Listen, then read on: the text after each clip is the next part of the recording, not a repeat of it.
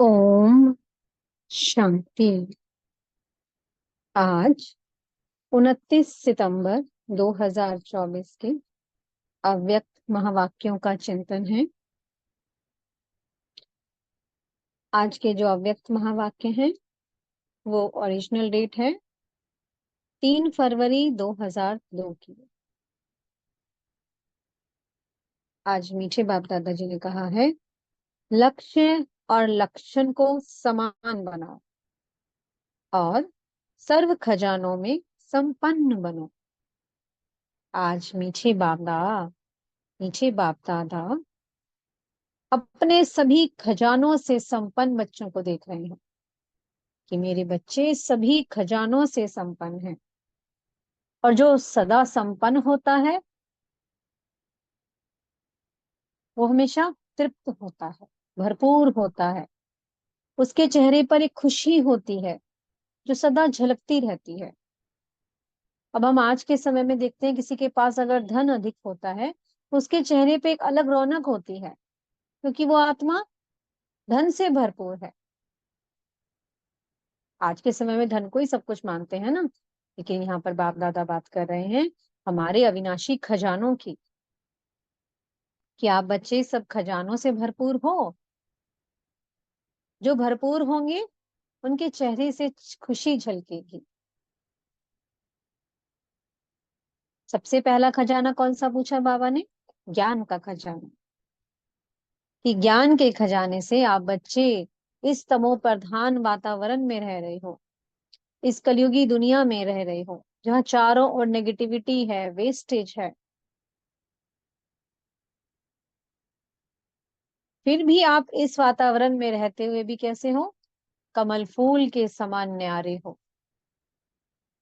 और बाप के प्यार में लवलीन हो।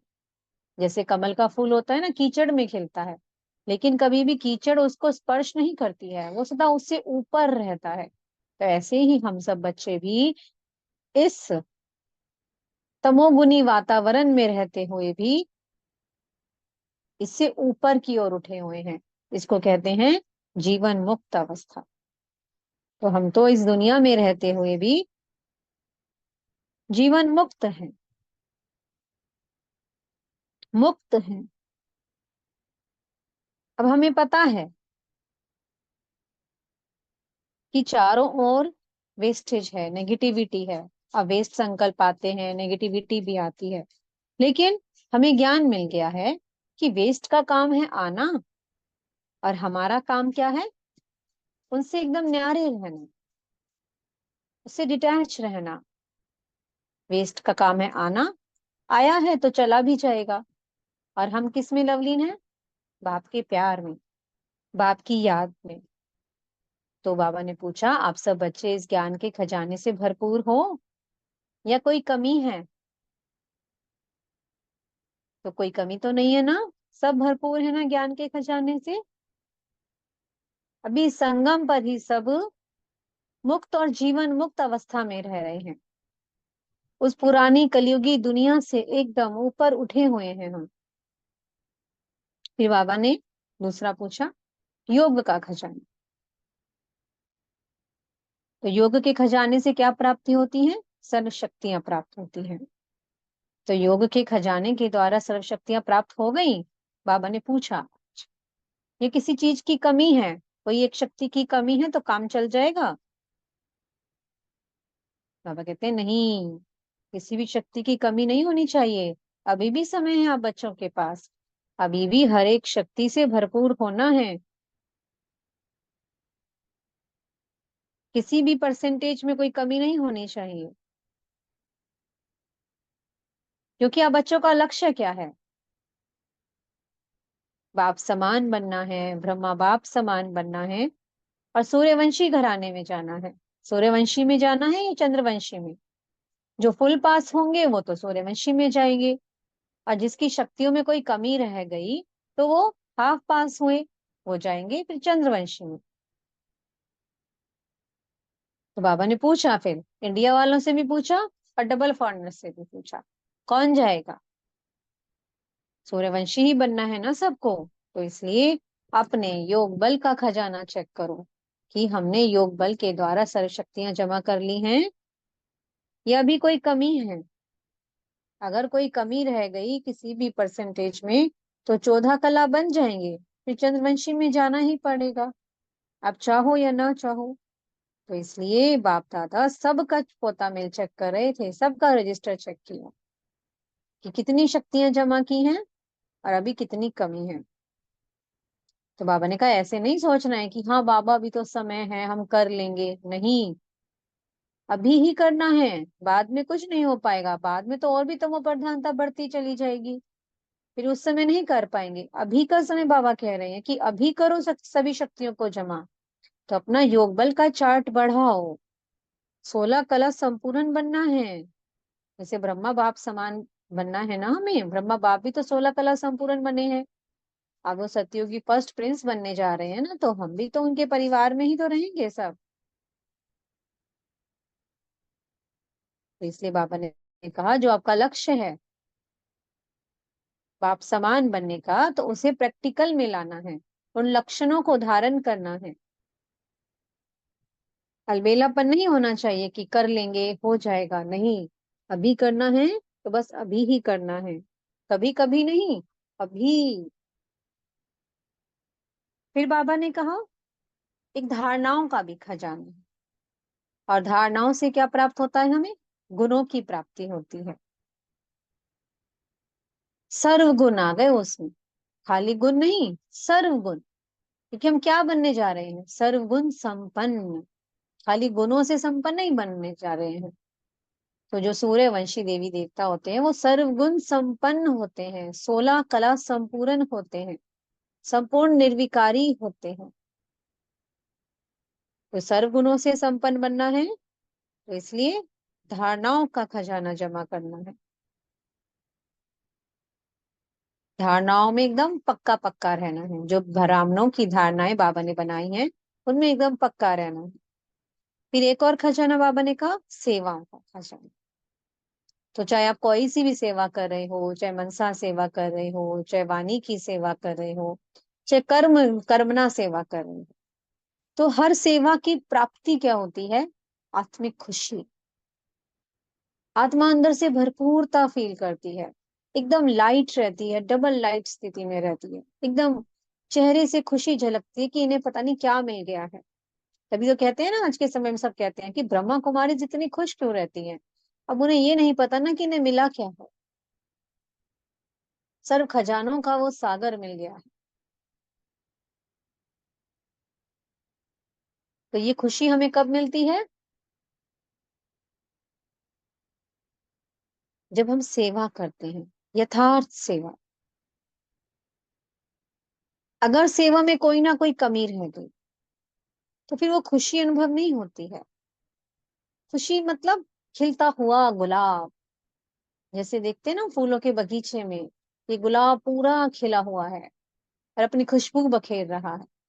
तो ऐसे होते हैं वो बच्चे जो अपनी सेवाएं यथार्थ रीति से करते हैं।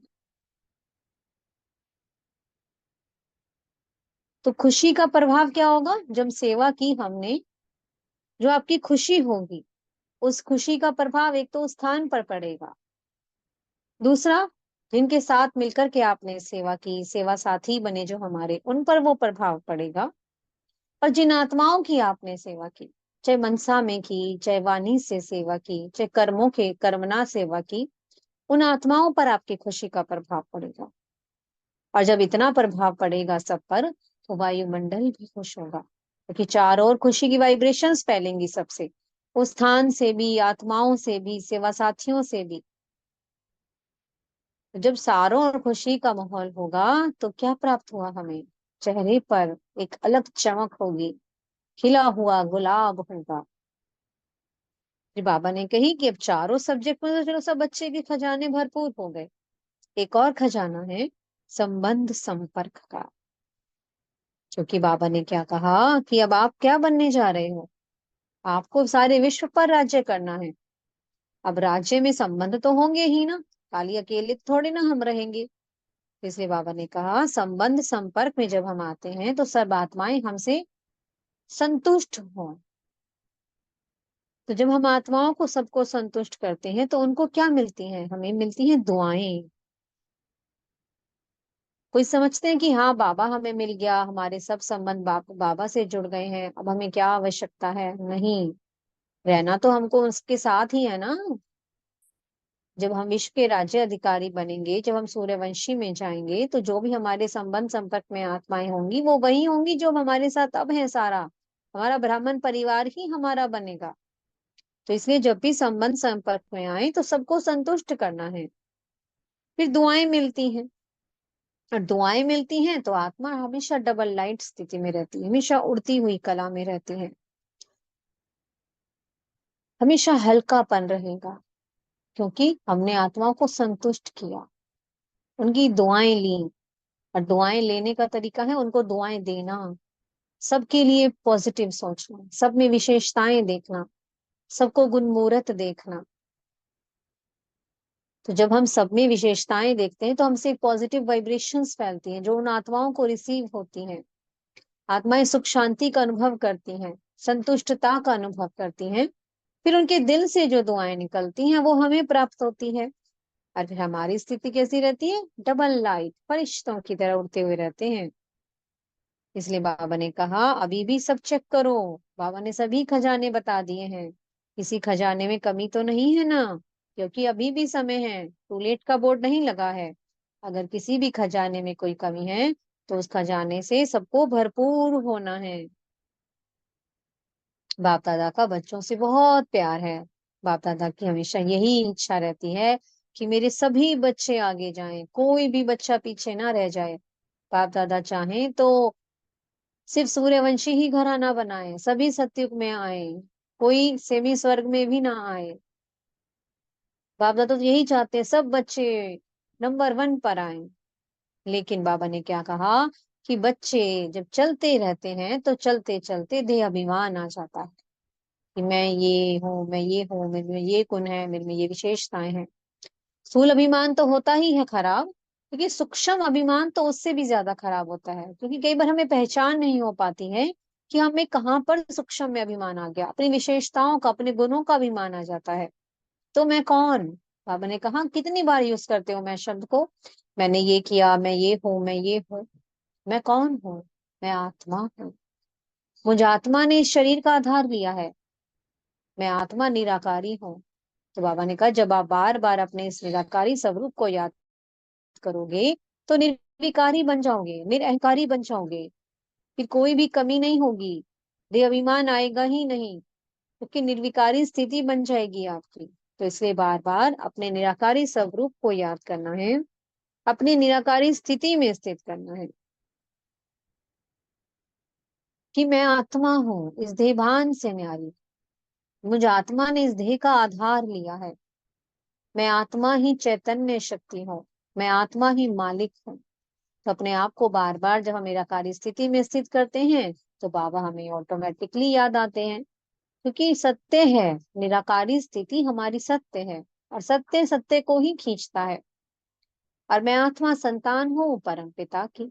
तो जब जब मैं अपने को आत्मा देखती हूँ तो वो परमात्मा स्वतः ही मुझे याद आता है।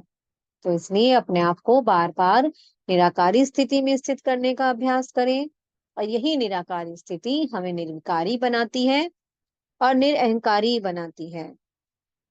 आज मीठे बाप दादाजी ने हम बच्चों को वरदान दिया है, परिस्थितियों को शिक्षक समझ उनसे पाठ पढ़ने वाले अनुभवी मूर्त भवा।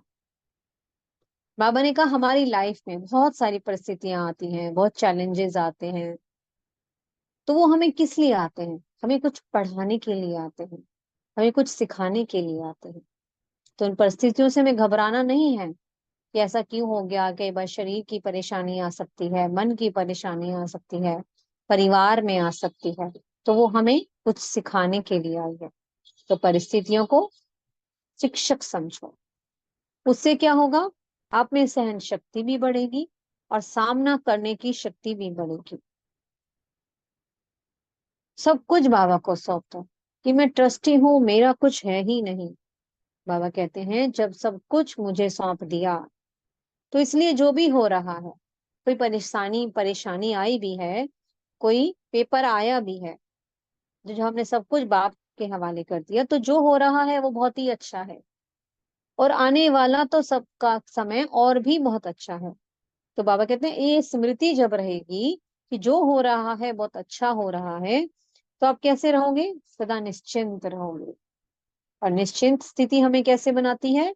समर्थ स्वरूप बनाती है, सदा पॉजिटिव बनाती है, हमें हमेशा हमारे स्वमान में स्थित रखती है। स्लोगन दिया है, जिसका मिजाज मीठा है वह भूल से भी किसी को दुख नहीं दे सकते। अब मीठी वाणी तो सबको प्रिय होती है ना, सुख पहुंचाती है, सबको संतुष्ट करती है। वैसी आत्माओं से कभी कोई भूल नहीं होती है। और मीठी वाणी हमें कब बनती है? हमारा मिजाज मीठा कब बनता है? जब हम आत्माएं उस परमात्मा की याद में रहती हैं, क्योंकि वो मिठास का सागर है। तो मिठास तभी आएगी जब हम उसकी याद में रहेंगे। तो वही आत्माएं खुश मिजाज बनती हैं, वही आत्माएं मीठी बनती हैं, जो उस मिठास के सागर से रोज मिठास भरती हैं खुद में। तो फिर वो आत्माएं सदा सबको मीठा ही बांटती हैं, सुख ही बांटती हैं, प्रेम ही बांटती हैं। ओम शांति। बहुत बहुत शुक्रिया प्यारी प्यारी हमारे मीठे मीठे बाप दादा जी का। ओम शांति।